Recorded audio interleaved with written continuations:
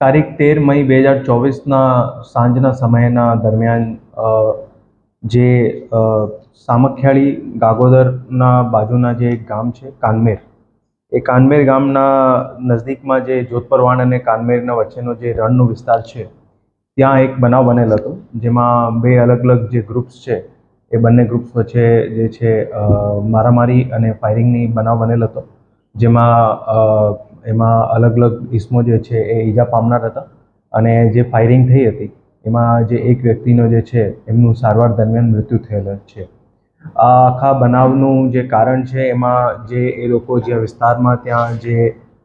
જે મીઠાનું કામ હોય એ મીઠાના કામમાં અલગ અલગ જે છે પોતાની હિસ્સેદારી બાબતમાં જે છે એ લોકોનો આ જે બવાલનું જે મેઇન કારણ હતું,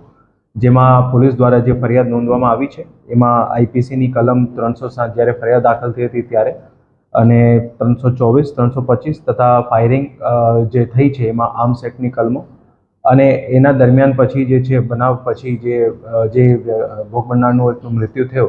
તો એમાં આઈપીસીની કલમ 302નું પણ જે છે એમાં ઉમેરો કરવામાં આવ્યો છે.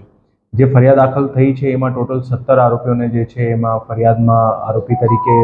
લીધા છે અને પછી પોલીસ દ્વારા અલગ અલગ ટીમો બનાવીને એમાં 16 આરોપીને પોલીસ દ્વારા પકડવામાં આવ્યા છે. ગઈકાલે બધા આરોપીઓને નામદાર કોર્ટમાં પ્રોડક્શન કરતા એ બધા આરોપીઓની જે છે નામદાર કોર્ટ દ્વારા 7 દિવસના રિમાન્ડ આપવામાં આવ્યા છે. અત્યારે જે તપાસ છે ડીવાયએસપી ભચાઉ દ્વારા ચલાવવામાં આવી રહી છે. આખા બનાવની પોલીસ દ્વારા સખત તપાસ કરવામાં આવશે અને એમાં જેટલા પણ અલગ અલગ એંગલ્સ છે બધા એંગલ્સ જે છે એ બધા એંગલ્સના ધ્યાનમાં રાખીને પોલીસ દ્વારા તપાસ કરવામાં આવશે. જે આરોપીઓ પકડાયા છે એમાં એ અગાઉ જે ગુનામાં હતા એમાંથી સંડોવાયેલા આરોપી અમુક જે આરોપી છે એ લોકોનો ગુનાહિત ઇતિહાસ અત્યારે ધ્યાનમાં આવ્યો છે અને જે ઇતિહાસ છે એ પ્રમાણે જે છે એ લોકો વિરુદ્ધ કાર્યવાહી કરવામાં આવશે.